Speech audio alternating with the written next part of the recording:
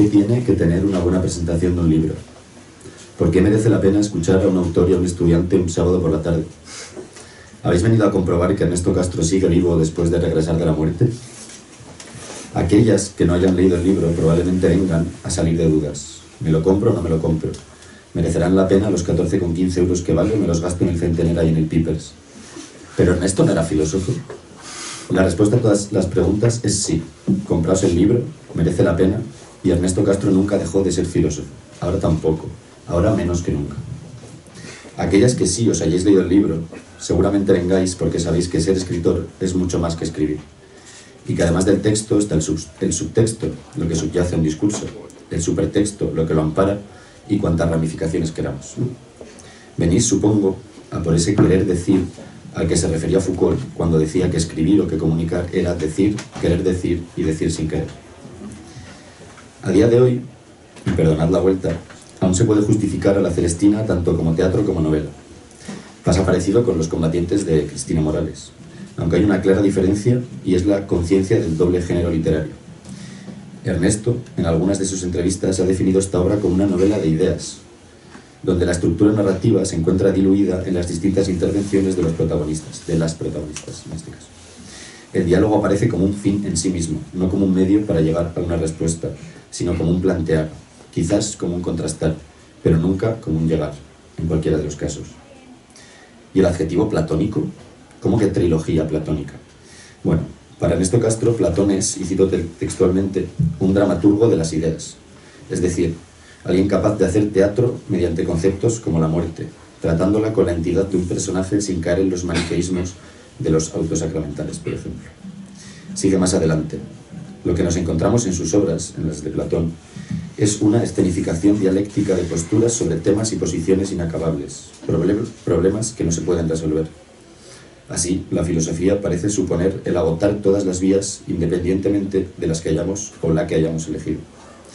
Es por esto por lo que ha escogido un tema como la muerte, el saber o la libertad, porque son debates o conversaciones infinitas. Y el diálogo se adapta a la perfección a esta circunstancia. El realismo postcontinental, por otro lado, no es muy dialogable, ni desde luego idóneo para un sábado por la tarde. Por otro lado... Y eso lo sabes bien, porque estuvimos un sábado hace 2 años, cuando no había que llevar mascarillas. Yo traje de alguna forma la peste, podría decirse, a Salamanca. Bueno, buenas tardes, por supuesto, a todos vosotros. Estoy aquí con mi buen amigo Alejandro, que ni siquiera te has presentado. Has empezado a hablar anónimamente, como algunos de los personajes de los diálogos de Platón, que ni se presentan y ya empiezan a preguntar por el bien, la verdad y la belleza. Y efectivamente, hace 2 años, muy socráticamente, hicimos un ataque a las antítesis, que consistía en, supongo que los ibas a mencionar ahora, un proceso inquisitorial contra mi anterior libro, Realismo Postcontinental. Y sigue leyendo. No iba a mencionarlo porque siempre soy de elaborar una forma o usar una forma y luego abandonarla después para no quedarme en ello, pero sí. Por otro lado, el modelo de esta obra también es platónico. Concretamente, la estructura de Jantipa es idéntica a la del Fedón. Igual que en el Fedón Platón es el testigo y narrador de las últimas horas de la vida de Sócrates, en Jantipa esta es la testigo y narradora de la última noche de Edith Stein, el personaje central de la obra, en tanto que es el punto atractor del resto. Y también toma del Fedón el tema de la muerte y la posible inmortalidad del alma. Una vez establecido el tiempo, la última noche de Edith Stein, yo me imagino al autor pensando en un lugar íntimo donde transcurriera la acción, o la falta de la misma, un lugar apto para la confidencia y la libre circulación de ideas, un lugar seguro, que permitiera a los personajes dialogar sin ningún tipo de interrupción, y escogió el cuarto de escobas. Aunque claro, he omitido que el cuarto de escobas está en uno de los edificios de Auschwitz. Ahora sí, teniendo resueltos el tiempo y el lugar, falta únicamente la acción, lo que motivará y guiará las distintas conversaciones del diálogo. Desde una perspectiva general, es la muerte hacia donde se dirigen o de dónde vienen todos los temas que salen. Pero el hecho concreto que origina todos los pocos movimientos de la obra es la posibilidad de salvar a Edith Stein de la muerte poniendo a una persona objetivamente mala en su lugar. Y aquí es donde empezamos con las preguntas después de esta breve introducción, donde leí más. Y es un poco sobre la voluntad de Dios, sobre la voluntad en general contra el determinismo. Y se plantea en algún punto el dilema filosófico del tranvía. en donde el sujeto del experimento puede salvar a 5 personas únicamente accionando una palanca. El problema está en que ese desvío provocará la muerte de otra persona. Esto genera una duda obvia que en la novela aparece en boca de Charlotte, si no me equivoco, que es que dice que vale más la vida de 5 personas que la de una sola, en este caso. O lo preguntas, no me acuerdo. Y es que necesitaríamos más información para obrar bien. Y en contraposición a esa postura, tenemos la postura de Jantipa, para quien el destino de esas 5 personas consiste en ser atropelladas. No somos quienes, decía, para decidir que otro muera en su lugar. Y es cómo opera en Jantipa esta oposición entre determinismo o voluntad, o no sé muy bien cómo hacer esa oposición, y por qué decidiste cerrar la obra de ese modo. ¿Qué implicaciones filosóficas hubiera tenido cambiar el nombre de la lista, finalmente? Bueno, les vuelvo a saludar y les vuelvo a pedir disculpas por este sábado que han decidido ustedes amargarse con estas reflexiones auschwitzianas que me quiere plantear mi amigo Alejandro. El dilema de tranvía, para el que no lo conozca, aunque es un dilema que suele explicar en ética en cuarto de la ESO, ahora que todavía existe, consiste en plantear el siguiente escenario hipotético. La filosofía, a diferencia de la física o de la química, es una disciplina relativamente barata, por eso es gratis aparentemente eliminarla de los planes de estudio. En lugar de hacer experimentos costosísimos que requieran de grandes inversiones, pues nos conformamos con experimentos mentales, ¿no? Imagínese usted junto a un tranvía que está descarrilando por su vía y va a atropellar a 5 personas que están ahí tranquilamente tomando el sol en un sitio tan peligroso como es las vías de un tranvía. Usted tiene a la mano izquierda un aparato, un botón, una palanca que permite desviar ese tranvía para que en vez de atropellar a esos cinco veraneantes, esos 5 que están tomando el sol ahí, atropelle a otra persona, a una única persona que está en el carril paralelo.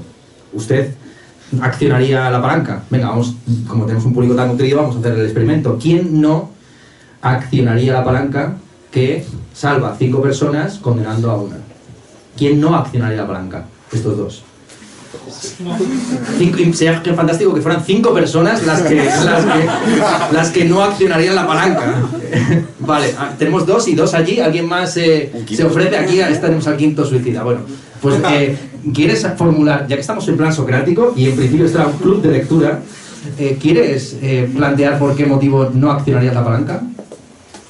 No, básicamente porque, o sea, si desvías la palanca, la otra persona muere y tú has provocado esa muerte.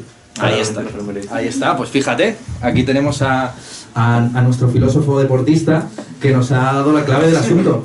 Es el problema de la responsabilidad sobre los actos que llevamos a cabo. En nuestro día a día hacemos un montón de cosas, entre ellas presentar libros, cuando habría múltiples cursos de acción posibles que serían éticamente más virtuosos. El tiempo que estamos invirtiendo en presentar libros no estamos ayudando a los refugiados ucranianos o a los hambrientos en África o a los pobres de nuestra propia ciudad. Entonces, ¿se nos debe responsabilizar por aquello que dejamos de hacer? En tal caso, toda vida humana, por muy santa que sea, siempre es reprochable porque siempre podría haberse esforzado un poquito más. Sin embargo, es como termina de una manera obscena la famosa lista de Schindler, ¿no? Si yo hubiera vendido este anillo, habría salvado a 2 judíos más, que es el momento ya patético de Steven Spielberg queriéndote arrancar hasta la última lagrimita, ¿no? No dejándote ni nada en el lagrimal. En principio, la posición de sentido común, la que no lleva a poner un estándar de deber ser totalmente irrealizable para los seres humanos, es que nos hagamos responsables de los actos que llevamos a cabo y que por lo tanto, no, el único criterio de valoración de nuestros actos no sea el resultado, sino también el papel que nosotros desempeñamos en el juego. Aunque el acto de no participar en el Holocausto no reste un solo judío muerto, por lo menos, por así decir, y aplicado también al presente, aunque el acto de no comer carne no impida que se sacrifique una vaca menos, tú al menos no participas de la carnicería. Y ahí hay un tema interesante a reflexionar, que está planteado en el libro, que es si esa decisión es una decisión ética o estética. O sea, si el acto de no participar de una carnicería, que de todas formas uno no puede evitar, el famoso asunto de Ucrania, ¿no? ¿España debe o no debe mandar armas a Ucrania? Pues en principio, no sé aquí el amigo qué opina, pero España al mandar armas a Ucrania se está comprometiendo con un conflicto que de todas formas va a seguir mande o no mande España armas a ese país en conflicto. Bien. Entonces, muchos dirán que la posición pacifista, aquella que no quiere mancharse las manos metiéndose en el conflicto ucraniano, en el fondo es una posición estética que no busca tanto el bien cuanto la apariencia del bien. Prefiere verse a sí mismo como un santo no contaminado por las impurezas del mundo a comprometerse con una vida de acción que, aunque tenga costes, es la mejor. Todos aceptamos que es mejor que muera, dentro de lo malo, una persona a 5. Pero ¿quién está dispuesto a mancharse las manos salvando a los 5 y responsabilizándose la muerte de esa una persona? Bien, ese es el asunto que está de fondo del dilema del tranvía. Y, no es una y efectivamente una justificación posible sería la cuestión del destino. El destino, o Dios, o quien sea, la naturaleza, el azar, ha hecho que esas 5 personas estén ahí en ese carril y de alguna forma están ya destinadas, ya están muertas de antemano. Entonces tú te responsabilizas porque no estableces la contingencia del futuro, pero hay una contingencia respecto a los actos humanos. Aristóteles decía que la proposición mañana habrá una batalla naval, no sabemos ni si es verdadera ni si es falsa, porque mañana habrá una batalla naval, a diferencia de mañana saldrá el sol a las 7 de la mañana, es un acto contingente que depende de la voluntad y la libertad humana. Si mañana, por lo que sea, nos aburrimos, no queremos pelearnos en barco, etcétera, pues no hay batalla naval. ¿Me explico? Y aparentemente el atropello de 5 personas, en el caso del tranvía, no es un acto necesario determinado de antemano, sino que ahí está en juego también tu libertad y la responsabilidad que conlleva. Por ahí iría la reflexión posible acerca de este tema del tranvía. Y esto me lleva a conectarlo con uno de los conceptos que más me dejó pensando en tu libro, que es el acto supererogatorio, que es un acto que tiene que ver con esto, según tú, que son aquellos actos elogiables pero no obligatorios. Es decir, que es bueno hacerlos, pero no es malo no hacerlos. Pero luego hay más adelante una idea por la cual dices, o no sé qué personaje dice en concreto, que la existencia humana es un único acto supererogatorio que a nivel particular se concreta en pequeñas obligaciones sucesivas que vamos asumiendo libremente, que creo que en el asumir libremente es donde está la clave. Pero ¿cómo conjugar el acto supererogatorio como acto elogiable y no obligatorio con el acto supererogatorio como sucesión de obligaciones? Uno no está obligado a prometer, a hacer una promesa. Lo que sí que estás obligado es a cumplirla una vez que la has hecho. Nadie te debería forzar, nadie te puede forzar en tu foro interno a prometer algo, pero una vez que prometes ya es obligado a hacerlo. Lo mismo sucede con lo supererogatorio y el deber. Los únicos deberes reales son los deberes asumidos libremente, y hay un ejercicio de libertad donde en principio hacer determinadas cosas es bueno, pero nadie te puede forzar a hacerlas. Entonces todo esto que se llama dentro del pensamiento cristiano la caridad consiste justamente en eso, en aquello que no siendo obligatorio, sobre todo para los laicos, pues sería buenísimo que lo hicieras. Y sería maravilloso que si esta librería empezara a arder, pues alguien salvara aquí las obras completas, no sé si de Unamuno, de quién, que la Biblioteca Castro. Si arde esta librería, salve la Biblioteca Castro, por favor. No salve los libros de Castro, salve la Biblioteca Castro. Son unos libros maravillosos, los recomiendo, cuestan un ojo de la cara, son como unos 50 o 60 euros el tomo, pero muy recomendables, los tienen aquí. Estos son los libros buenos. Estos libros gordos de la Biblioteca Castro, recomendado por Castro. Yo no lo necesita mi familia ni nada. Hay muchos Castros en el mundo, como ustedes saben, algunos más famosos y otros menos. Y también hay algunos más infames y otros menos. Total, que lo supererogatorio es una categoría moral que para el pensamiento ético moderno, contemporáneo, resulta paradójico. Cuando Kant establece el vínculo entre el bien y el deber, y cuando la concepción del derecho contemporánea establece que para todo bien debe haber algún derecho, algún reconocimiento moral o incluso jurídico por detrás, pues esta idea de que hay cosas que son buenas pero que no son obligadas, ni son un derecho ni un deber, pues suenan como una cacofonía, como algo extraño, ¿no? ¿Existe el deber de ser cortés? ¿De que los demás se dirijan a ti con tu pronombre de elección? Pues eso es algo a debatir. El pensamiento kantiano aplicado a este punto diría que si es bueno que la gente se dirija a ti con tu pronombre de elección, entonces es obligado y existe un derecho a que te nombren con tu pronombre de elección y un deber correspondiente a referirse a la gente con ese pronombre. El pensamiento clásico diría ese tipo de asuntos no es una cuestión del derecho, sino que es una cuestión del bien supererogatorio. Es algo que estaría maravilloso que hicieras, pero si no haces, pues bueno, eres un pobre pecador y un pobre descortés, ¿no? Y por ahí iría el asunto, sin más. La vida, cuando digo que la vida es un acto supererogatorio que va concretándose en obligaciones sucesivas, me refiero a cosas como esta. Nadie te obliga a ser bombero, pero una vez que eres bombero, estás obligado a entrar a esta librería a salvar los tomos de la Biblioteca Castro. Y así sucesivamente, ¿no? Cuando nadie te obliga a ser profesor, pero ya que eres profesor, da bien las clases. O por lo menos preséntate para darlas. Nadie te fuerza a escribir un libro, pero ya que lo escribes, que esté bien escrito. Entonces, la concepción que yo tengo del deber es que el deber y lo necesario, deontológicamente hablando, surge del azar o de la posibilidad o de la elección o de la libertad. O sea, que el poder viene antes del deber, básicamente. Y allí donde no hay poder y donde no hay una acción previa, por azarosa o gratuita que sea, no puede surgir posteriormente un derecho. O sea, primero vienen los hechos y luego surgen los derechos. Esta es la visión que yo siempre he tenido de estos asuntos. De hecho, con el dilema que veíamos antes del tranvía, parece que los problemas aparecen cuando aparece la figura del yo. Porque en abstracto, por así decirlo, el bien nadie discute, que obviamente pues, es mejor o es menos malo, mejor dicho, matar a una persona que a 5, pero en cuanto ya eres tú la persona que tiene que accionar esa palanca, ahí es donde empiezan ya los problemas de precorpo. Cambiando el tema, me gustaría hablar un poco sobre el formato del diálogo. Y es que Ernesto logra salir del maniqueísmo propio del modo catequético, por ejemplo, que tanto le nos da en filología, donde hay 2, como mucho 3 puntos de vista opuestos hablando ordenadamente y sin pisarse. En Jantipa, por el contrario, tenemos la contraposición simultánea de varios puntos de vista al mismo tiempo, sin orden ni centralización posible, aunque el punto atractor sea Eichstein. Igual que el diálogo ciceroniano, y aquí me meto en donde no debería, habla desde la ética y la sátira lucianesca lo hace desde la ironía. Aquí el modelo platónico, guiado por la propia velocidad de las ideas, parece el idóneo para suspender o dilatar el tiempo ad infinitum. Pues las ideas avanzan, pero parece ser que los personajes o la acción no. Y la pregunta es, ¿por qué el diálogo y no el tratado?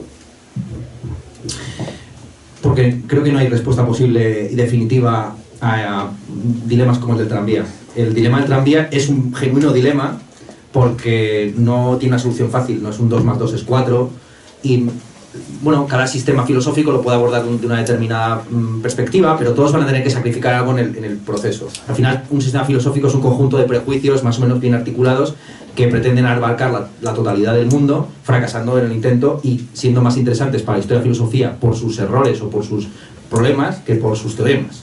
¿Bien? Kant es el paradigma Kant es el canon casi del filósofo sistemático contemporáneo, y de él nos acordamos principalmente de sus paradojas, de sus dualidades, de sus, en fin, de los problemas que abre y que luego nos han estado atormentando durante siglos. Me ha parecido muy interesante esta contraposición que has hecho. Efectivamente, hay 3 modelos de diálogo que vienen de la antigüedad: el modelo lucianesco, que es satírico, es burlesco, y que es de alguna forma la forma en la que el diálogo ha pervivido en cierta comedia romántica o en cierto género dramático o fílmico contemporáneo. Los textos de Cicerón, que ya son pseudo tratados, porque en el fondo en los textos de Cicerón hay una voz cantante que sienta tesis, y efectivamente la perspectiva siempre ético-política, y en el fondo el resto de personajes, aunque tengan voces fuertes o intensas, más que en los diálogos de Platón, simplemente hacen de comparsas y van añadiendo matices a lo que va diciendo el personaje principal, o mejor dicho, al fin y al cabo Cicerón está distribuido en prácticamente todos los personajes, y hay un consenso previo antes de ponerse a hablar. Se ve muy bien, por ejemplo, en el orador. Todos apuntan hacia el mismo tipo de visión de la relación entre retórica y filosofía, mientras que en Platón hay una verdadera controversia. Sí que es cierto que el Platón más mayor prefiere ya refutarse a sí mismo antes que escenificar un verdadero conflicto dialéctico entre Sócrates y el resto de personajes. Incluso en un momento todavía desaparece Sócrates y empiezan a aparecer estas figuras del Eléata o Parménides, etc. Entonces, me interesa el modelo platónico porque en Platón, sobre todo los textos más acabados, que son los 3 que estoy más o menos versionando, Fedro Banquete, se ven voces y corrientes filosóficas muy perfiladas, asociadas a determinadas figuras que se van corrigiendo y mejorando a través del intercambio con los demás. Y el personaje principal en los diálogos de Platón no tiene tesis. uno diría que sí, en fin, se ha querido jugar mucho con el Platón escrito, las diversas etapas, no hay manera de cogerlo. O sea, lo de intentar decir que Platón tiene un sistema filosófico, hay tantos sistemas filosóficos en Platón como en casi intervenciones orales. Y no lo mismo, Sócrates cambia muchísimo de punto de vista dentro de un propio diálogo. Y me interesaba también que en este diálogo la protagonista fuera un centro vacío. Es decir, que Edith Stein, en el fondo, aplicara su caridad también dialécticamente, dejando hablar a sus amigas e incluso exigiéndolas que la refutaran. Buscar la refutación por todas las vías. Yo tengo una forma de pensamiento muy dialéctica, muy asociada también a cómo va la gente replicando o asociando. Durante mucho tiempo daba conferencias a domicilio, no de que iba a casa como un repartidor de Uber, señor, su conferencia.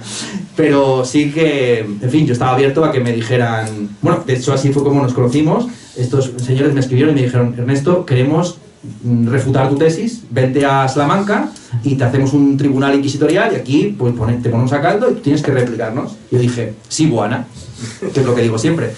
Entonces, eso es lo que diría. La forma que yo tengo de afrontar las ideas y el pensamiento filosófico también es muy deudor de este entregarse a los demás y que los demás te vayan dando los temas. Y por supuesto todo ello, o sea, el usar el modelo platónico no implica tampoco renegar de la sátira.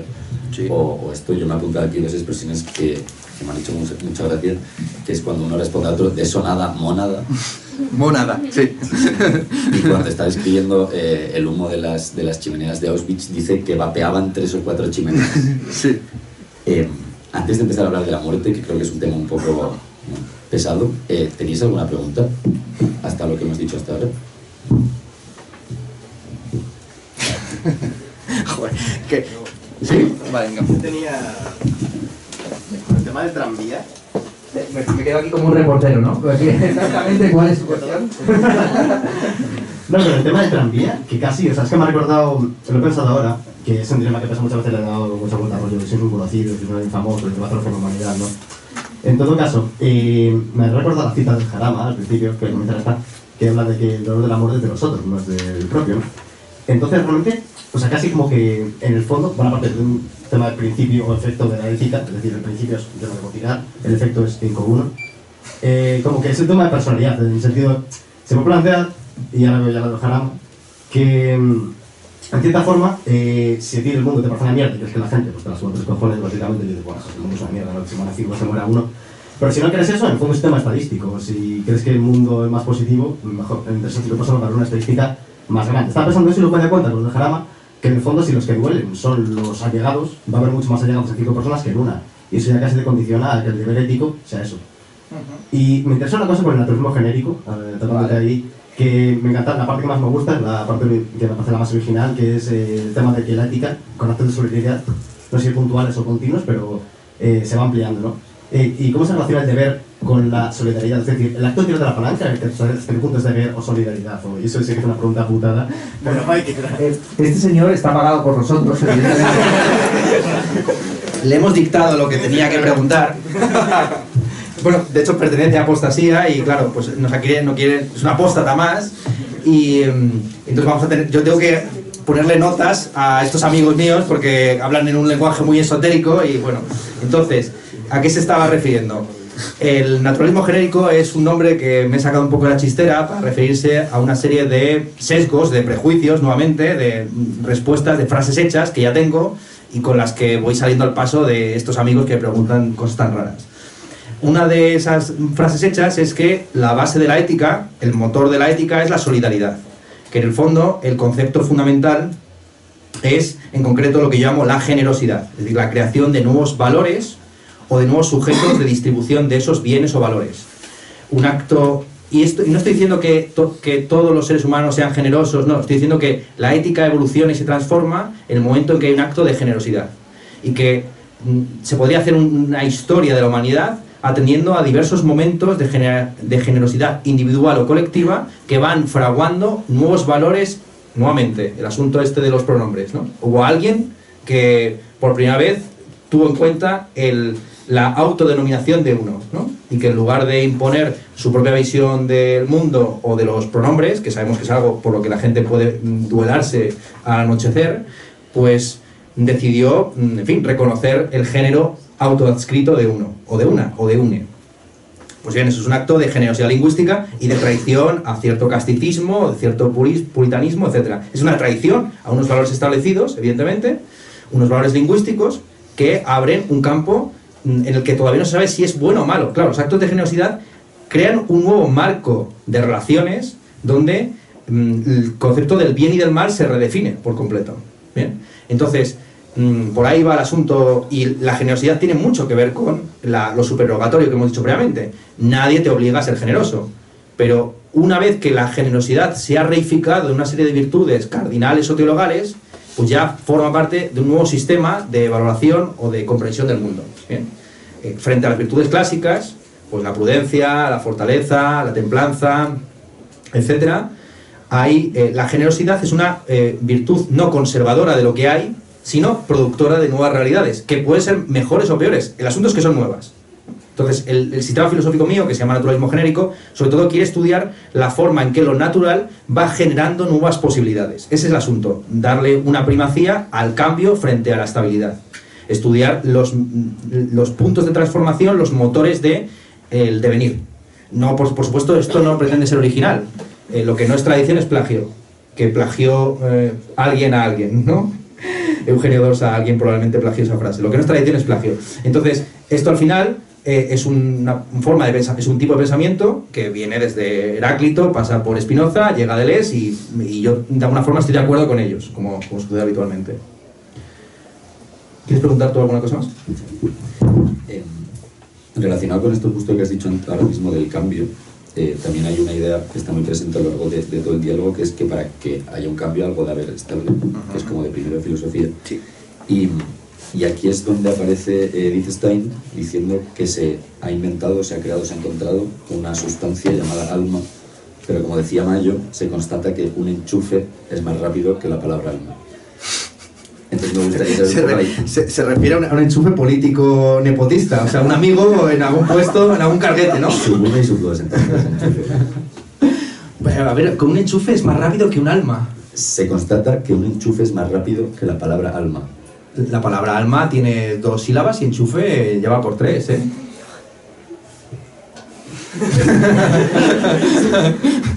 ¿Me la estás queriendo tirar por tierra o...? No lo sé, es que no sé, hay una broma macabra, pero no la entiendo exactamente. O sea, es un poco la presencia del alma y de sobre la posible... O sea, si metes los dedos en el enchufe, ¿notas el alma o la pierdes? Aquí lo que está haciendo Fernández Mayo es coger una imagen como tú me parece como... A ver, cuando tú enchufas algo a la red, automáticamente te llega, y la palabra alma tiene como un delay asociado a la oralidad del lenguaje respecto al concepto. Ok. Entonces quería tirar un poco por ahí para relacionarlo con cómo... ¿qué visión del alma? Es que me está llegando el alma, todavía no me... Todavía te está llegando la palabra. está descargándose, sí, está descargándose. Pues no sé, ¿cuál era la pregunta? Perdón. La pregunta es la presencia del alma y sobre el discurso y el debate, más bien el debate acerca de la posible inmortalidad del alma, claro. Y esa sustancia que es la constante con todos los cambios, ¿cómo se parece? Vale, ya me he enchufado. El libro tiene 3 partes, una introducción de unas 30 páginas, donde se hace como la contextualización histórico-política de Auschwitz, unas 60 páginas de debate ético sobre un poco lo que hemos estado comentando, el dilema del tranvía, lo supererogatorio, se habla de un montón de cosas más, y finalmente una parte más estrictamente platónica, que es el debate sobre las partes del alma, su inmortalidad, la existencia de Dios, el infierno, el famoso trilema de Epicuro sobre la existencia de Dios, de que Dios, del Dios y el mal, si Dios es omnipotente y omnisciente y omnibenevolente, ¿cómo es posible que exista el mal? En fin. Y uno de los temas que surgen ahí es el asunto de la inmortalidad del alma. Gomá, en la primera presentación que hice del libro, en Madrid, me objetó muy bien que la inmortalidad del alma es un tema pagano, que lo clásico en el pensamiento cristiano es la resurrección de la carne. De hecho, mañana hacemos una pequeña cuña publicitaria, un acto en el cementerio de aquí de Salamanca. Nos han dado permiso los sepultureros del cementerio para homenajear a Miguel Unamuno, para dar un speech allí delante de la tumba de Miguel de Unamuno, en una saga, una serie de actos que yo he bautizado El funeral de la filosofía, y que originalmente tenía la pretensión de que nos fuéramos pasando, un amigo y yo, una urna con cenizas de unos libros que quemamos in illo tempore. Como perdí la amistad y luego llegó el COVID, pues esto se ha descabalado mucho, y entonces lo que vamos a hacer mañana es hablar un poquito sobre Unamuno y su visión de la muerte, que era literalmente esta, lo que él llamaba el fulanismo español. En España no se cree en el concepto de persona, porque la personalidad es la máscara que uno lleva, y uno no quiere que su personalidad o su personaje se vuelva inmortal, sino que lo que uno quiere es que resurrezca fulano o mengano. O sea, yo lo que quiero es a fulana o mengana, no quiero la personalidad de fulano o mengana o el alma de fulana y mengana. ¿De acuerdo? Quiero el enchufe, efectivamente. Yo quiero enchufarme. Queremos la vida biológica. Queremos la vida biológica, eso es. Eso es la diferencia eso que es. hacías tú. Hablando ahora, no tengo preguntas, pero porque quiero hacer un ejercicio que es leerte 6 citas sobre la muerte, así un poco a modo de metralleta, y comentar un poco las impresiones. Bueno, que no hemos dicho la hora, porque la gente dirá, bueno, van a estar allí toda la noche velando las armas. No vamos a hacer esa profanación. A las 11, mañana, delante de la tumba de Unamuno, en el cementerio de Salamanca, pues haremos el speech, y luego le pasaré aquí a mi amigo Alejandro esta cruz que llevo, que es un colgante funerario donde hay parte de las cenizas que se quemaron de los libros de filosofía, una colección que teníamos, hemos comprado en la Cuesta de Moyano, 2 metros físicos de libros desde los presocráticos hasta Fernando Savater, sin hacer distingos de quién era mejor o peor. Los quemamos todos, y con esas cenizas pues vamos a un poco a reverdecer un poco de como era de Fénix la filosofía en el presente. Sí, ese era el proyecto. Están invitados. No sé cuánto hay de aforo completo en un cementerio, pero creo que nadie se va a quejar. Voy directamente a las citas. La primera es de Rafael Courtois, de Antología Invisible. Dice: duermo profundamente. Pienso que el tiempo pasa y que la muerte... Está guapo. O sea, te doy una puntuación sobre 10 o algo así, o te digo, ¿no? Perfecto. Mis 10. Un día nos vamos a morir, Snoopy. Esta tenía que meterlo siempre. Vale. Como la concienciación de tener el fin de la vida. De José Ángel Valente, No amanece el cantor. La proximidad de la muerte es el encuentro de 2 superficies planas y desnudas que repeliéndose se funden. Eso tan solo, no sé. Pasar al otro lado no es bastante sin el testimonio cierto del testigo que no ha acertado aún a transcribir. Muy bonito. De Antibiótico, de Fernández Mayo, tenemos: la muerte no es un acontecimiento de la vida, la muerte no es vivida.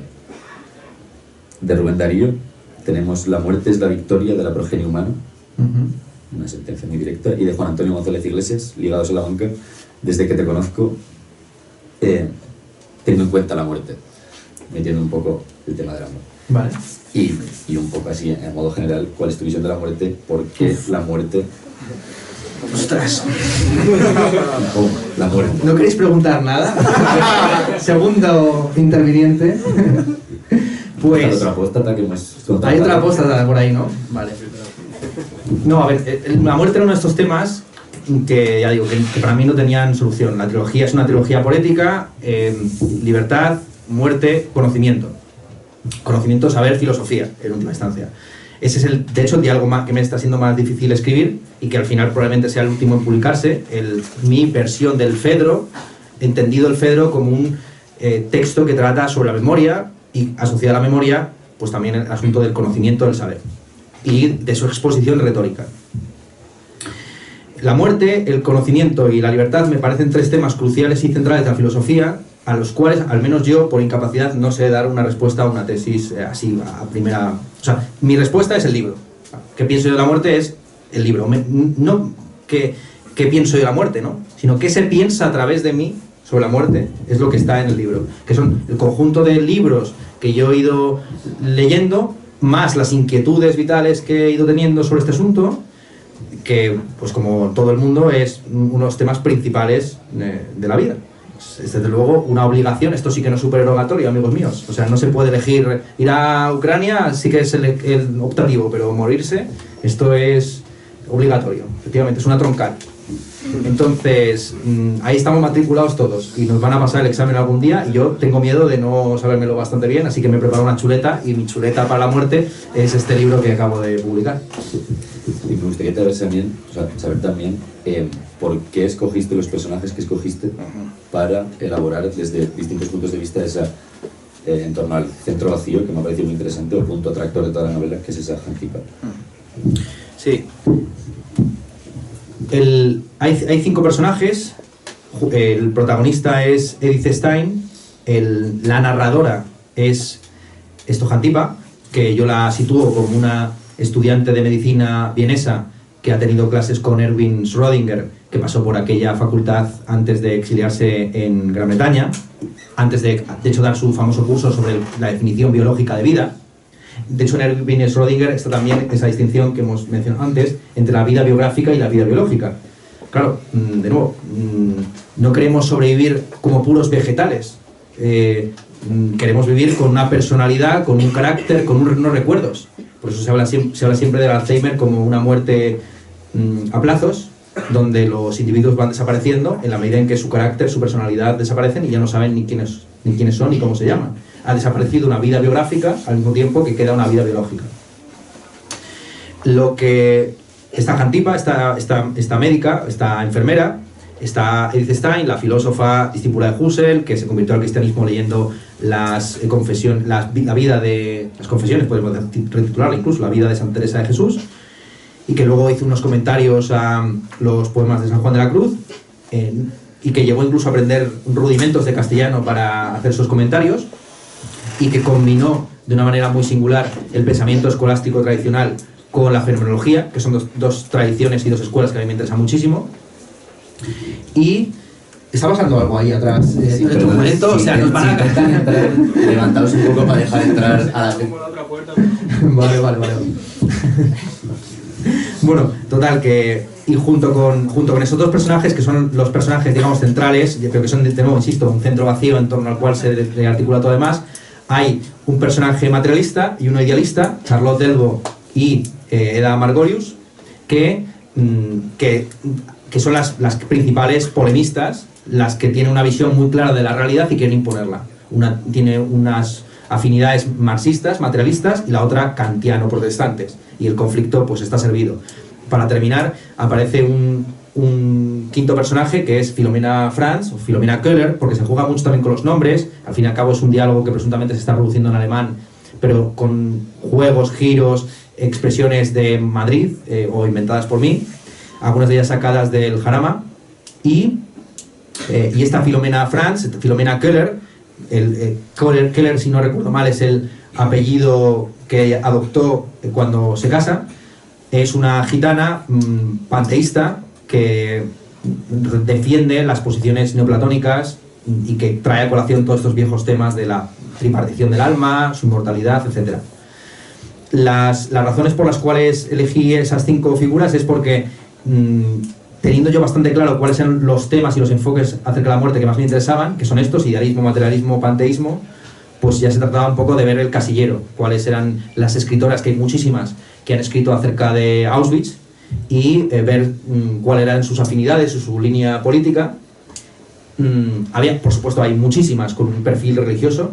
La mayoría de ellas que sobrevivieron, para contarlo, pues al final lo revistieron todo aquello de un aura religiosa, inevitablemente, para evitar precisamente lo que mencionaba nuestro primer interventor pagado, que es la culpa del superviviente, de la culpa de aquel que sobrevivió a un sistema inicuo y que sabe que su supervivencia ha ido de la mano de la participación y del mancharse las manos.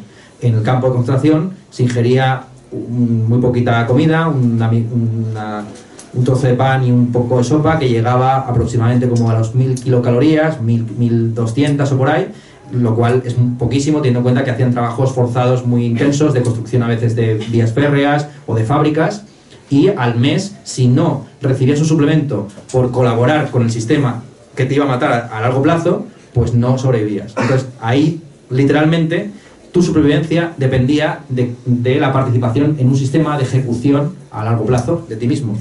Una cosa bastante turbulenta, pero que sucedió. Y por ese motivo, el síndrome, estudiado por Theo Adorno, entre otros, del síndrome, que es el síndrome del impostor judío, podemos decir, ¿no? Es el síndrome de la culpa del superviviente. Sí. Y un poco al hilo de esto, creo que al meter personajes tan contrarios o tan opuestos, queda justo precisamente en el centro como un hueco vacío si estuviéramos en un sistema estructuralista. Al poner unas oposiciones tan extremas, se queda vacío el centro, y yo creo que precisamente lo que a ti te interesa es eso, es lo que está en medio, lo que ha dejado de ser pero no todavía es. Y es un poco, no sé si es motor en la novela o es motor en el diálogo, pero yo veo eso que relación con que te interesan las conversaciones infinitas, nunca das una esto, incluso cuando parece que vas a cerrar un tema se vuelve a abrir. Entonces, ¿cómo opera esto en el diálogo? La zona intermedia. Como lo has escrito, básicamente.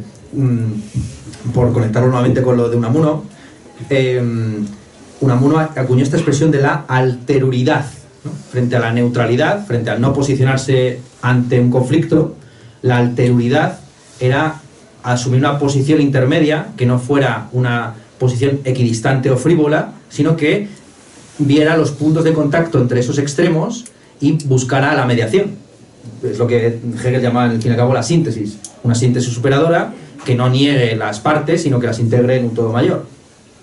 Y eso es lo que yo intento. No intento refutar esas dos posiciones extremas para buscar un término medio aristotélico que sea lo correcto, sino que yo mismo he distribuido mis propias creencias en esos dos bandos, esas dos escuelas, y la mediación es una mediación a veces silenciosa, de alguien que está escuchando y que le parece bien lo que oye por un lado y lo que oye por otro. Se posicionan a veces Hantipa y Edith Stein, sobre todo en los temas religiosos o teológicos, que son los temas que a mí menos me llaman, también tengo que decirlo. O sea, me llaman del aspecto más abstracto, más teórico, más escolástico, no tanto en el aspecto vital concreto. Sí. Esto parece que se nos ha olvidado, pero era un club de lectura. Entonces, no sé, comentadnos alguna impresión, alguna duda que tengáis para esto. El segundo apuesto te ha pagado. Le hemos pagado poco y no está contento por lo visto. Pero, sí, vamos. A ver, ¿queréis hablar? ¿No? He oído una pequeña murmuración. Vale. Lo mismo, ¿no? Voy en plan reporter. Ahora mismo lo que es que he buscado aquí la cita. A ver, yo te voy a plantear, porque claro, aquí se está hablando de la muerte, ¿no? De maneras muy concretas, pero primero hay que preguntarse si hay que preguntarse sobre la muerte. Y aquí encuentro dos posiciones encontradas. Primero, lo que dice Spinoza, que bueno, habrá que ver la interpretación que sacamos, ¿no? De que el hombre libre nada piensa menos que la muerte. Y su sabiduría consiste en una meditación no sobre la muerte, sino a propósito de la vida. Y luego Fernando Sánchez Dragó escribe frente a Dragó. Entonces, ¿cuál crees tú que es la posición que más te parece más coherente? La de Spinoza, sí. ¿Alguna otra pregunta? No hace falta citar a Fernando Sánchez Dragó. Es súper erogatorio, ya que lo hacéis, pues hazlo bien. ¿Alguna pregunta? Es muy positivo, ¿no? Como, ¿qué opinas? ¿Qué es lo que más te gusta de las fiestas del pueblo? La música, ¿no? Sí, claro. A ver, a mí una cosa que me ha hecho gracia del libro es que hay un personaje, no recuerdo cuál, que es materialista, ¿no? Y todo el rato está dando la matraca en plan con ideas materialistas, ¿no? Y de repente va y suelta una idea súper idealista, ¿no? Y bueno, se lo echan en cara y tal. Y eso me hace pensar que hay gente que se empeña en que todas sus ideas sean coherentes y tal, cuando en realidad el ser humano es contradictorio y es imposible de cuadrarlo todo.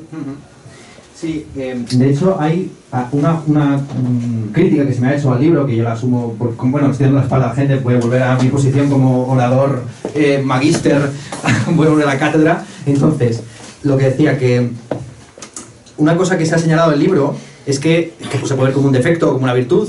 También el estilo, de nuevo, es algo, es una desviación más o menos personal que se va reificando en una serie de mecanismos o de tics. Un rasgo estilístico del libro es que a veces uno olvida quién está interviniendo, ¿no? Que, de hecho, hay una expresión para referirse a eso que se llama diálogos telescópicos, que es cuando intervienen muchos personajes que están no directamente hablándose los unos a los otros, sin indicar quién de ellos se refiere a quién. Entonces hay una confusión objetiva de este está respondiendo a este, las líneas no se van respondiendo unas a otras. A lo mejor lo que yo te digo a ti va en una primera línea, lo que él le dice a él va en una segunda y tú le dices otra cosa. Eso sucede en varias ocasiones y es algo intencionado que está en Vargas Llosa, está en Ferlosio y está en autores que a mí me interesan mucho por la forma en la que abordan los diálogos. Al final también ha habido mucha influencia de la narrativa del siglo XX que ha trabajado tanto este asunto de la oralidad y la escritura. Entonces, me apetecía, en fin, es lo que tú has dicho, que en algún momento las voces de los personajes se fundieran, siendo 4, que no hubiera este rollo catequista de tesis y antítesis y una cosa y la otra. Porque claro, es muy fácil decir que se está debatiendo cuando en realidad solamente se están contraponiendo visiones extremas de la realidad para ofrecer desde una posición muy cómoda el extremocentrismo que te toca a ti enarbolar.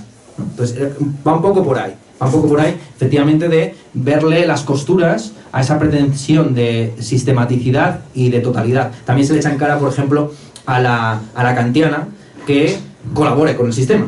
Y eso, por supuesto, es al mismo tiempo algo derivado del sistema kantiano, pero también algo que para muchos kantianos es una paradoja, ¿no? Kant, el filósofo de la Ilustración y digamos, el bien queda de la filosofía del siglo XVIII, pues al final tiene máximas muy conocidas, como aquello de piensa lo que quieras pero obedece.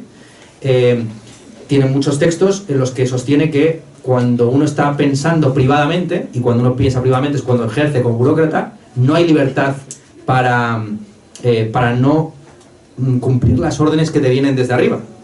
Las órdenes que te vienen desde arriba luego han sido reflexionadas o no conforme al deber, pero cuando a un funcionario le llega una orden, tiene que cumplirla, para que haya por lo menos un cumplimiento del deber para empezar con la propia institución. Hay un texto muy bonito a ese respecto, el de Michel Onfray, no recuerdo el título exactamente, pero algo así como el sueño de Eichmann, creo que es el sueño de Eichmann, se podrá adquirir también en esta librería, que es un diálogo entre Eichmann, Kant y Nietzsche, reflexionando acerca de si en el nazismo fue más fuerte, digamos, las corrientes filosóficas nihilistas herederas de Nietzsche o este idealismo lacayo del poder. Y porque he sabido que Eichmann un jerarca importante nazi, que se atribuía a sí mismo de una manera jactanciosa haber matado a 6.000 millones de judíos, pues 6.000 millones de judíos son muchísimos, ¿no? No son 6.000 millones de judíos, son 6 millones de judíos, perdón.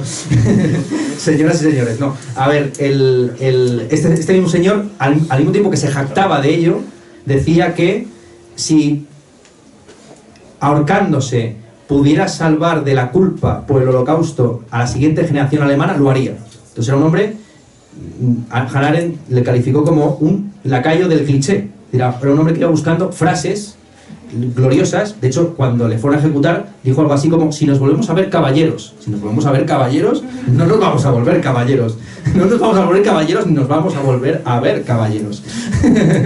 Entonces, eso, todo, incluso el más dogmático, fanático y fundamentalista, tiene dentro de sí su propio sepulturero ideológico, su propia contradicción. ¿Alguna otra pregunta o intervención? Sí. No, aquí ya te voy a empezar el micrófono. Bueno, ¿se oye? Que era un poco en relación a lo que ha dicho el compañero, de que uno de los problemas de la muerte es que, sobre todo si tomamos la doctrina no cristiana de que tú desapareces, te quedas solo inmaterial, es que dejas el duelo al otro, ¿no? Entonces, respecto a eso me venía un poema de Peri Rossi, que muy corto, que era simplemente, era algo así como: querida madre, ¿cuándo te morirás para que yo pueda suicidarme sin sentimiento de culpa, ¿no? Joder. Qué feliz, ¿no? Peri Rossi. Es simpática. Muy alegre.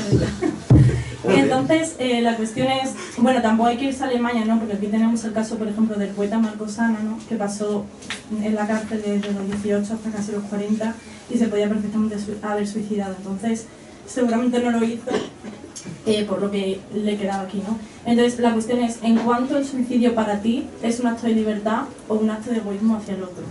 Que sé que es complicado. No, está muy bien. Quédate con el micrófono, si quieres. Pagas luego lo que te cuesta, pero te lo puedes llevar a casa, supongo. Justo al venir para acá, me he visto un vídeo de un buen amigo mío, José María Bello Morillas, profesor en un pueblo de Jaén, que abordaba una fake news que circuló en los medios de comunicación hace unos años. Era una fake news de una niña mexicana de 10 años que presuntamente se había suicidado con una nota donde explicaba que lo había hecho para liberar a su madre, y decía que como regalo de Navidad, como regalo de Papá Noel, lo que le quería regalar a su madre era liberarse de la carga que suponía su hija. Mamá, tú me has dicho muchas veces que eres infeliz por mi culpa, pues yo me suicido para liberarte, ¿no? Y José María lo comentaba esto, por supuesto, para criticar la falta de ética periodística de quien difunde ese bulo. Incluso llega a subir fotos falsas de árboles de Navidad de esa casa. Esto pasó, por supuesto, no solamente por OK Diario, sino por El Mundo, El País, La Razón, ABC y un montón de medios mexicanos, hasta que se dictaminó, la policía dictaminó, informó a la prensa de que no existía la nota, de que la niña se había suicidado, pero no había nota, y que por supuesto esas fotos que estaban subiendo eran falsas. Si hubieran sido reales, hubiera sido un delito contra el honor. Es lo paradójico, ¿no? De nuevo, no hay, es supererogatorio o no que los periodistas en fin, tengan una ética, aparte de profesional, humana, pues habría que discutirlo, ¿no? Pero desde luego, si ya estás metido en la profesión, pues con la profesión también va una serie de compromisos morales y de todo tipo. Y Bellido comentaba esa noticia en relación a esto que hemos mencionado, pero también en relación a una frase de Borges. Borges, en sus conversaciones con Bioy Casares, hablaba mucho de qué consiste ser un caballero. Entonces dice que un caballero es aquel que no da la lata. Esa es la visión que él tiene británica, ¿no? Un caballero es un hombre elegante que no se hace notar. Un caballero es alguien que no se hace notar, frente a la visión hispana del hidalgo, que es el que se está haciendo notar todo el rato, a la manera un poco de Unamuno, de aquí estoy yo, venga, vamos a pelear, venga, tal, de jarana. Y con el suicidio, claro, habrá gente que se suicide para no hacerse notar, pero en el fondo todo acto de suicidio ya da la nota, ¿no? Da la nota, y es lo que te diría, que el acto de suicidio, respondiendo a la pregunta simplemente, el acto de suicidio es al mismo tiempo un acto de libertad y un acto de egoísmo. Hay un cierto altruismo, evidentemente, en liberar a los demás de la carga física de tu presencia, pero ello también genera una carga adicional, que es la carga de tu ausencia, que a veces son más pesadas las ausencias que las presencias. Mi abuelo se suicidó hace ahora 3 años, colgándose en su terraza, en Torrejón de Ardoz, con la cuerda de tender la ropa. A la manera súper castiza y vieja. Su abuelo se había suicidado por un procedimiento similar, y su padre también lo había hecho. Claro, la imagen que vio mi abuela cuando se levantó por la noche, a la mañana, a las 7, de su marido colgando en la terraza, pues es una carga mucho mayor que la que suponía su enfermedad, que luego daba muchos líos, etc. Pero viendo desde el punto de vista consecuencialista, a la manera de lo del tranvía, si mi abuelo no se hubiera suicidado en el 19, probablemente hubiera muerto por COVID posteriormente, dado la cantidad de trasíos que tenían que hacer al hospital, etc. Mi abuela, mi abuelo y mi tía abuela. Nacida, por cierto, en el año 27. Es mi poeta preferida de la generación del 27. Sí, ya lo saben cómo se llama, Isabelita Córdoba Aguilera. Pues esa es la reflexión que te podría hacer. Entonces, la carga que suponía, en el caso concreto mi abuelo, por su enfermedad, por sus viajes al hospital, etc., era muy grande, pero la carga de la ausencia de mi abuelo y las razones por las que se mató, pues también cada uno lo lleva a su manera. Y ahí la filosofía, evidentemente, también es un arte del buen vivir, y como la muerte es una parte fundamental de la vida, del buen morir. Quien acepte la libertad ajena, y por lo tanto con la libertad ajena también la posibilidad del egoísmo, que es un acto, podemos llamar, suberogatorio. O sea, ser egoísta es un acto suberogatorio, es comprensible, es entendible, no es justificable, pero sí es tolerable y legítimo, ¿no? Entonces, el acto más egoísta de todos, que es privarte de tu propia vida, pues forma parte de esos actos no supererogatorios, por encima de lo debido, sino suberogatorios, por debajo de lo normal o de lo debido. Bueno, lo primero lo siento mucho. Nada, no te preocupes, hombre, no te preocupes. Sí, tremendo lo has contado. Y bueno, era otra pregunta que tenía un poco diferente, que habéis mencionado lo de los libros que habéis quemado, entonces un poco, no habéis salvado ninguno con al Quijote, al estilo Quijote. No, compramos una edición muy buena que de hecho regateamos en latín de la Suma Teológica. Todo esto lo compramos en la Costa de Moyano a buenos precios, ahí de segunda mano, muchos libros de estos de Gredos, ediciones baratas y Orbis también. Y la verdad es que yo tenía la tentación de quedarme con la Suma Teológica, porque la verdad es que una Suma Teológica editada por la BAC en latín, o incluso en bilingüe, bueno, la verdad es que era una maravilla, pero al final fuimos así de cafres y quemamos la mitad y la otra mitad la enterramos en un pueblecito de aquí de Salamanca, en Morille, que tienen un museo-mausoleo, partiendo de la sentencia de Adorno de que museo y mausoleo comparten algo más que etimología, porque en los museos las obras de arte están muertas, están ahí expuestas como cadáveres. Pues en ese museo-mausoleo de Morille las obras ya no se exponen sino que se entierran. Entonces ahí están, si quieren ustedes hacer esa profanación, pues ahí está enterrada la Suma Teológica. O sea que un día van ustedes allí, cavan y ¡pum! Se pueden ahorrar muchos libros para filosofía medieval y otras disciplinas. Sí. Muchas gracias. ¿Alguna otra pregunta?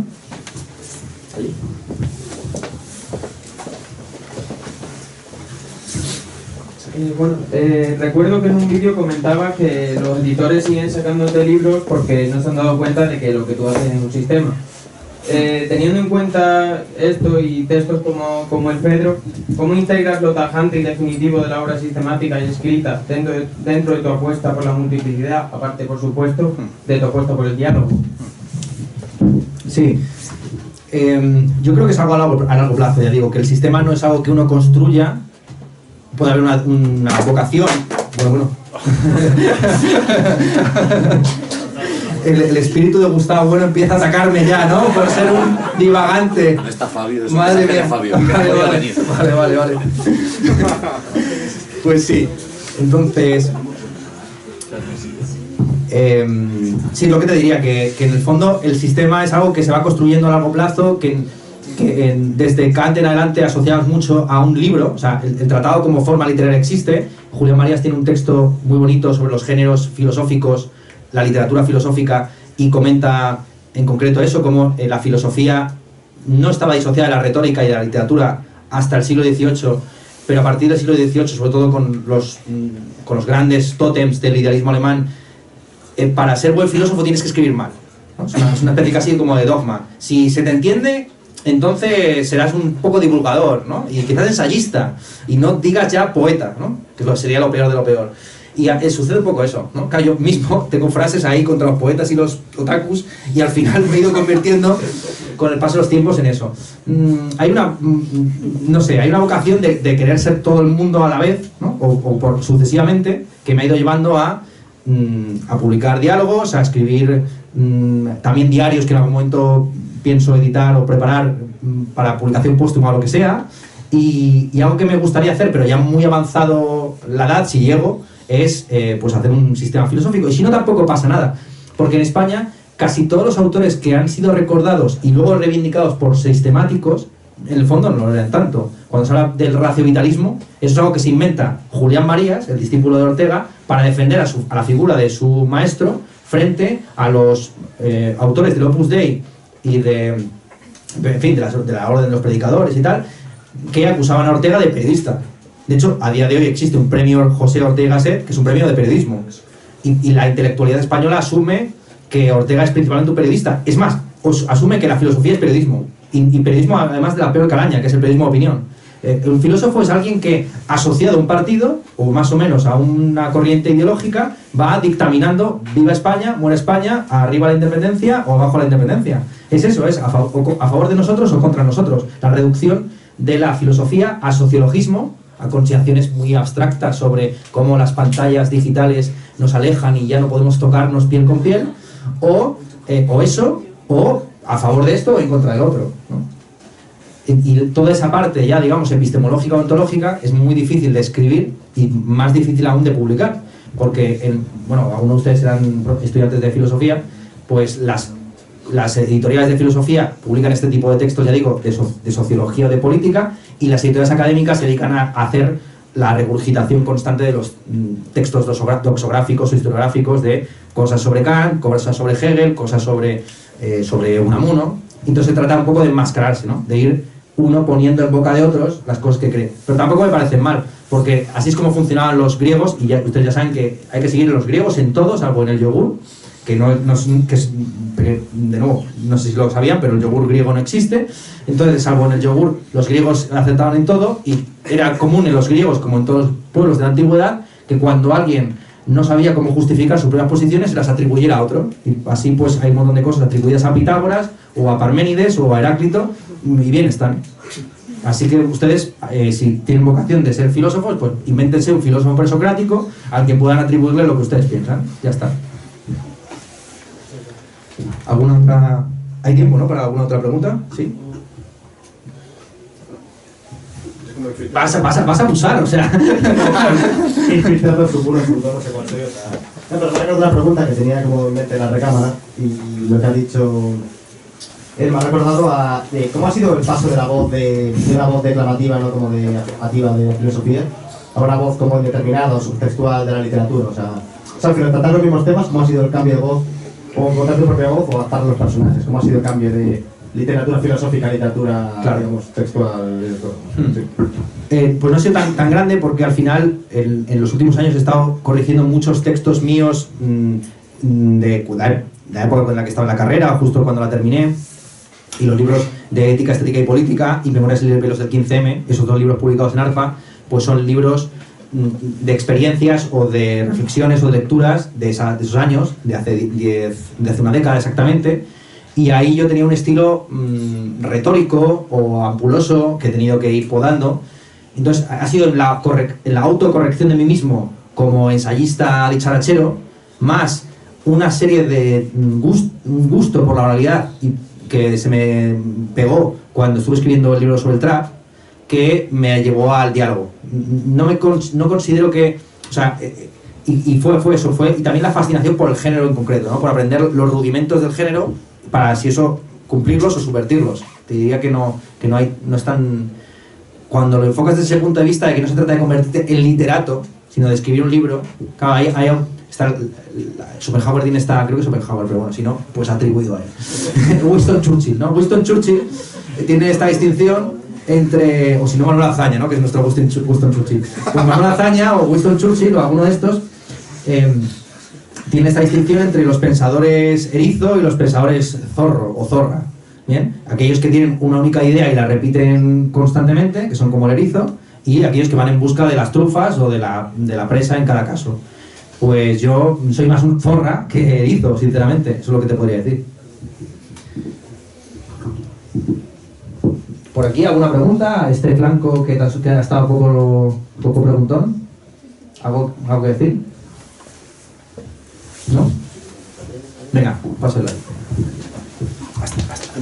Bueno, mi pregunta no me ser un poco del libro, pero bueno, como ya hemos hablado de la literatura que hay en él y tal vez venga a cuento. Hay una idea que repite más o menos a menudo en los directos, y es que te preguntan mucho qué hay que hacer para ser un buen filósofo, o cuál es el truco que tienes, cosas así, y tú al final acabas respondiendo que hay que leer mucho. No sé si dices algo así como 6 horas al día, que es lo que lees o algo así, pero vamos, que hay que leer muchísimo para ser un buen filósofo. Como el libro no solamente es filosofía, sino que también tiene literatura, si un literato te preguntara qué hay que hacer para ser un buen literato, ¿habría que decir también que hay que leer 6 horas al día de literatura? ¿O la respuesta va a ser diferente?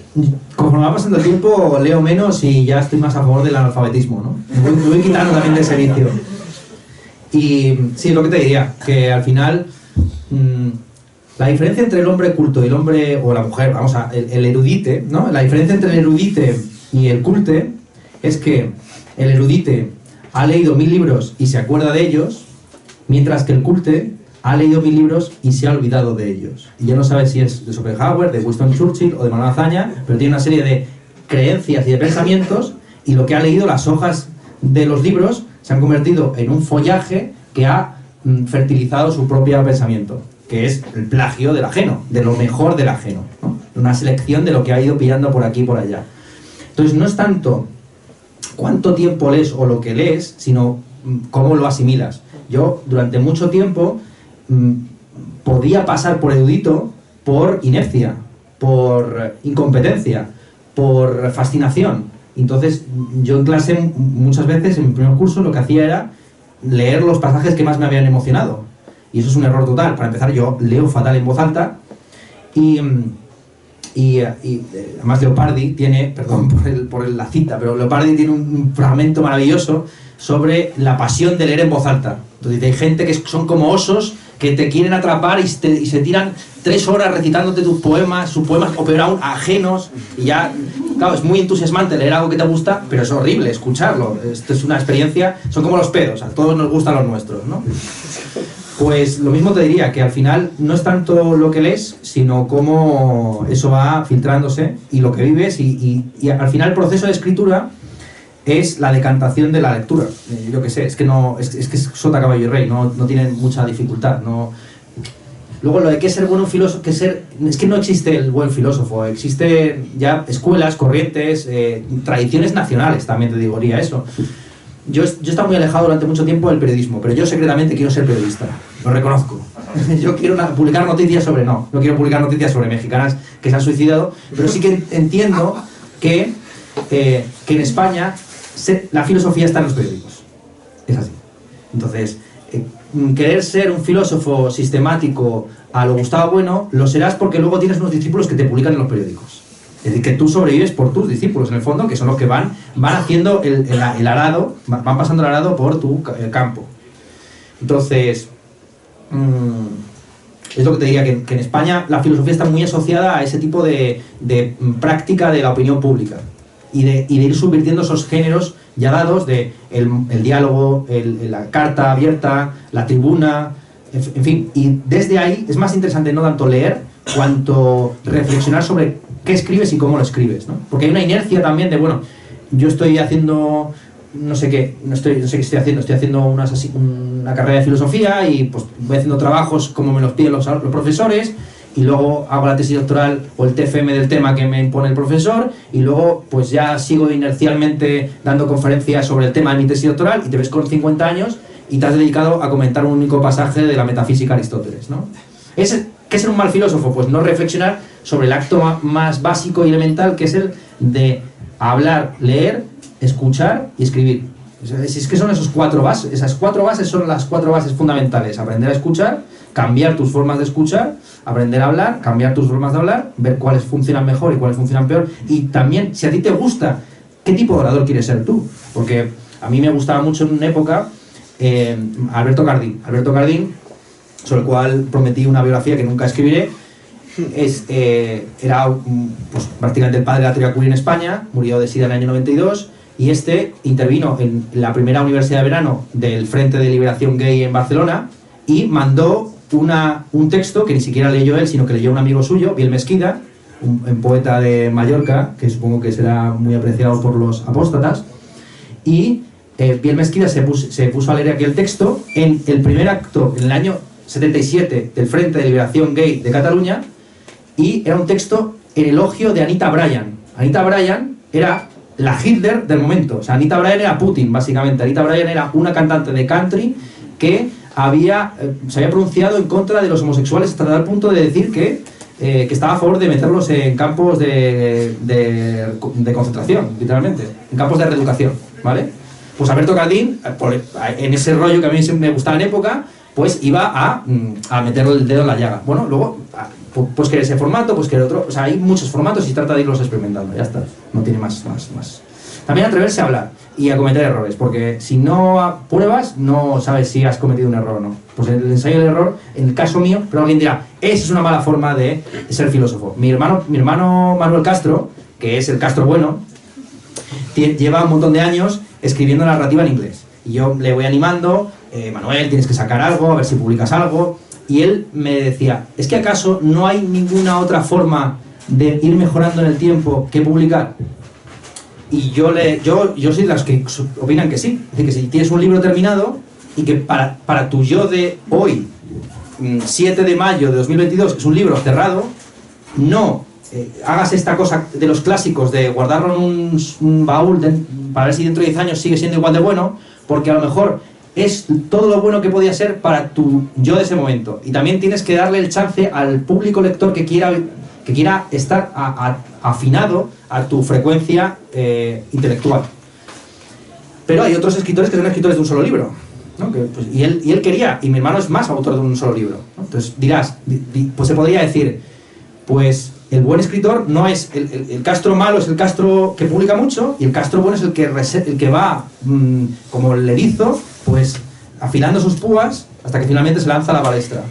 No sabría decirte, tienes que ser tú mismo, o sea, al final tienes que conquistarte, tienes que conquistar el tipo de escritor, de filósofo intelectual que eres, pero no es algo que esté gratis ni barato, ni que desde luego no tenga que jugar con los formatos establecidos. ¿Quieres ser un filósofo sistemático a la manera alemana que vaya entregando tomos de 1000 páginas de su propio sistema? Pues vas a tener que peleártelo durísimo en España por una senda no hollada. Pero ahí puedes encontrar, frente a los Sabater o a los Eugenio Trías de la transición, Gustavo Bueno no llegó a escribir ni un solo artículo en El País, a lo mejor publicó 1 o 2, como mucho, ¿no? A pesar de que le llamaban, de que le escribían, siempre dijo que él se fue a Oviedo para evitar Madrid, ¿no? Entonces, bueno, hay muchas formas en fin, de conquistarse a sí mismo y de ser uno mismo. Es la base de todo. Bueno, vamos a ir cerrando, yo creo. No era un gesto. Una última pregunta si alguien quiere y si no... Venga.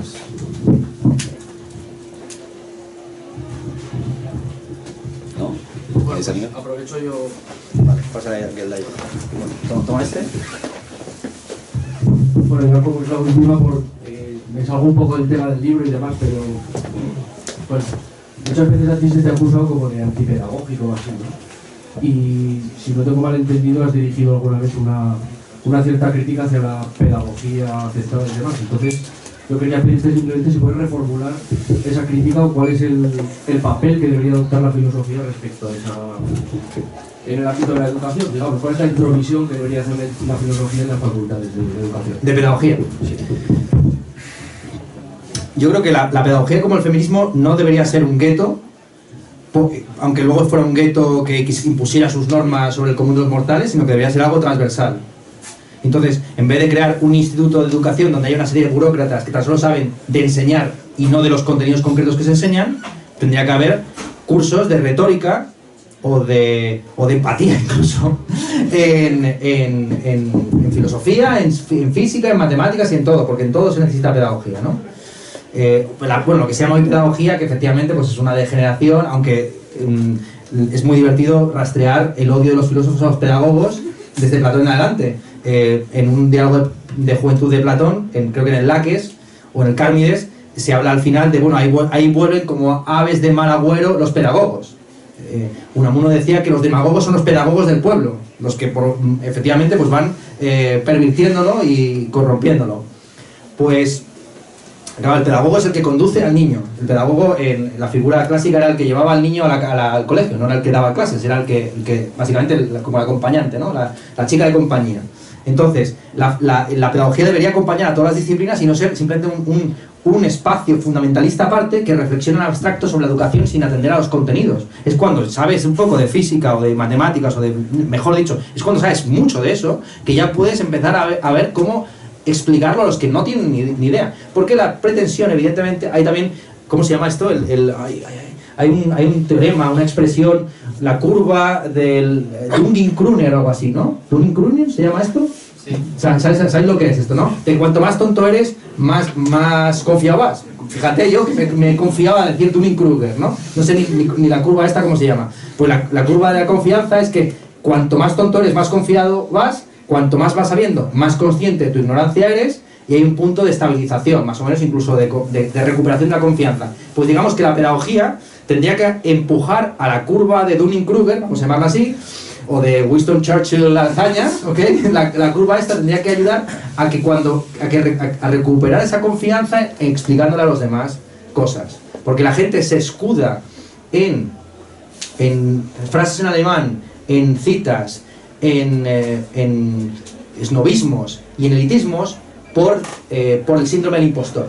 Entonces, si tú crees que eres un impostor y sientes que no vales nada, digamos que te refugias en el antipedagogismo, ¿no? Entonces, si yo he sido antipedagógico ha sido por impotencia, no por vocación de ser oscuro, ¿no? Aunque sí que reconozco que un cierto de oscuridad, que lo claro se ve mejor en contraste con lo oscuro, y que no todo puede ser trivialmente conocido o cognoscible, que también tiene que haber una parte de estímulo, de sugerencia, de poesía o de literatura. Entonces, bueno, y que el buen profesor no es solamente el que te enseña muy bien los contenidos que prácticamente o técnicamente necesitas para pasar un examen, sino aquel que te estimula a estudiar por tu cuenta. Entonces, para mí los profesores, bueno, también tenemos esa perversión, ¿no? A mí los profesores que más me han gustado eran aquellos que sabían combinar esas dos facetas, es decir, que no eran totalmente oscuros e impenetrables, que al final tan solo hablaban para un grupito muy reducido de alumnos, entre los cuales evidentemente uno quiere ya estar, sino aquellos que, siendo comprensibles por el común del estudiantado, pues tenían un pequeño subtexto, algunas referencias, algunos giros, etcétera, que te animaban a soñar y a estudiar y a leer por tu cuenta. Entonces esa es la base de todo, ¿no? Y por eso yo cuando hablo recomiendo libros o menciono cosas o digo, oye, la biblioteca esto está muy bien, pues por si acaso cae la breva. Entonces para mí ser buen profesor consiste en eso, básicamente, en ofrecer al alumno un modelo de estudio encarnado en el propio profesor. O sea, los profesores no somos gente que sabe mucho, sino que ha aprendido a aprender. Realmente el que ha aprendido a aprender es el profesor, que, bueno, pues no ese es el concepto de profesor que yo tengo, que no es el que repite, de nuevo, unos apuntes vetustos que le han ido legando de mano en mano, sino el que va estudiando y va adaptando los contenidos a sus propias inquietudes intelectuales y al público que tiene delante. Muchas gracias. Bueno, pues cierre, ¿no? Pues muchas gracias por venir a todos hoy.